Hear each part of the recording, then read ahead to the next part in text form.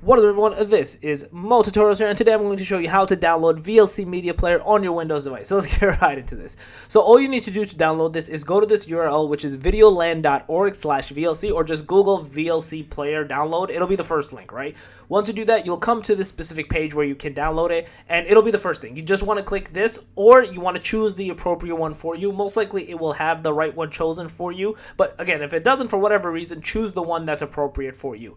Once you download it, it's a simple installation. You literally just click the exe file. It takes less than like 30 seconds to install, and once you install it, it's going to basically look like this. Now in the future, whenever you're trying to play a video or an audio device, it will play it for you, or it might ask you for your permission, like you want to play it with this, or you can always just right click it and say open with VLC Media Player instead, and you can do a bunch of other stuff in here as well. You can convert files, whether audio or video. You can basically make a playlist. You can do a bunch of stuff in this as well, but this is essentially how you have it downloaded. So yeah, that's basically it. If you guys are a video, please smash it up. Guys, channel, make sure to subscribe, click that notification bell, and that Mo Tutorials out. Peace.